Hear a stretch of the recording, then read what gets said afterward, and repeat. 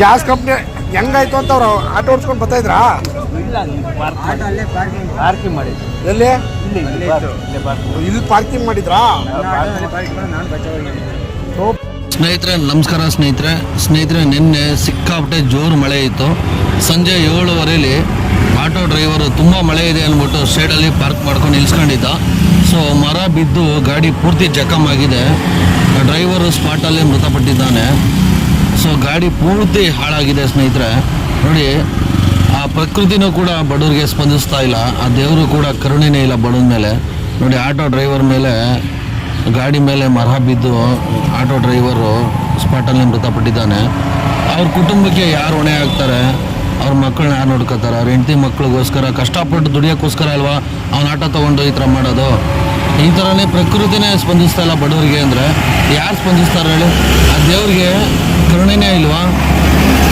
ಈ ಥರ ಬಡವ್ರ ಮೇಲೆ ಈ ಥರ ಪ್ರಕೃತಿ, ಆ ದೇವರು ಈ ಥರ ಮುನ್ಸ್ಕೊಂಡ್ರೆ ಭಗವಂತ ಕರುಣೆ ತೋರಿಸ್ಬೇಕು ಬಡವ್ರ ಮೇಲೆ. ಈ ಥರ ಎಲ್ಲ ಆಗಬಾರ್ದು. ನೋಡಿ, ಮಳೆ ಬರ್ತಾ ಇರುತ್ತೆ, ದಯಮಾಡಿ ಮರದ ಕೆಳಗಡೆ ಎಲ್ಲೂ ಪಾರ್ಕ್ ಮಾಡೋಕ್ಕೆ ಹೋಗಬೇಡಿ. ಮರ ಬಿದ್ದರೆ ಈ ಥರ ನೋಡಿ ಜಖಮ್ ಆಗಿದೆ. ದಯಮಾಡಿ ಪ್ರತಿಯೊಬ್ಬರಿಗೂ ಶೇರ್ ಮಾಡಿ, ಎಲ್ರಿಗೂ ಅರ್ಥ ಮಾಡ್ಕೊಳ್ಳಿ. ಗಾಡಿನಾಗಲಿ, ಆಟೋ ಆಗಲಿ, ಟೂ ವೀಲರ್ ಆಗಲಿ, ಏನೇ ಆಗಲಿ ಮರದ ಕೆಳಗಡೆ ನಿಲ್ಲಿಸ್ಬೇಡಿ.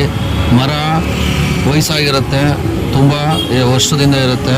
ನೋಡಿ, ಗಾಳಿ ಮಳೆಗೆ ಮರ ಬಿದ್ದರೆ ಯಾರು ಹೊಣೆ ಆಗ್ತಾರೆ? ಯಾರೂ ಹೊಣೆ ಆಗಲ್ಲ. ದಯಮಾಡಿ ಪ್ರತಿಯೊಬ್ಬರಿಗೂ ಶೇರ್ ಮಾಡಿ, ಪ್ರತಿಯೊಬ್ಬರು ಅರ್ಥ ಮಾಡ್ಕೊಳ್ಳಿ.